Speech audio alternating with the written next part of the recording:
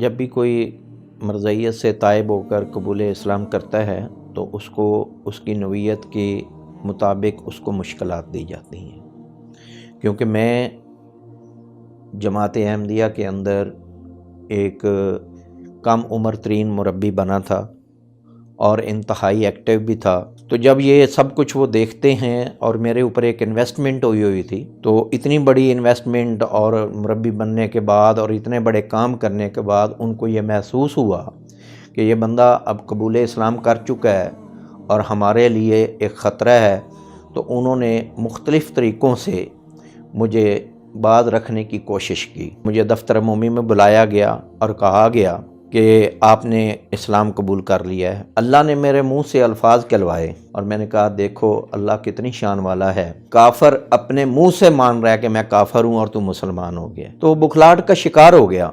اس نے فوری کہا نہیں میرا مقصد یہ نہیں تھا۔ تو اس کے بعد انہوں نے میری بیٹی کو اغوا کر لیا اور اس کے بدلے میں تاوان لیا۔ تو میرے گھر والوں کی ملی بھگت سے انہوں نے مجھے تشدد کا نشانہ بنایا اور میرے اوپر پرچہ کروایا، اور اپنے ذاتی اثر اور رسوخ کی بنا پر میرے اوپر انتہائی مظالم کیے، جس میں خاص طور پہ انہوں نے لوہے کی سلاخیں گرم کر کے میرے جسم کو داغتے رہے، جس کے واضح نشانات آج میرے جسم کے اوپر موجود ہیں۔ اس کے بعد چنیوٹ میں مجھے پیش کیا گیا اور وہاں کے ایڈیشنل سیشن جج عقیل نذیر نے مجھے بری الذمہ کیا۔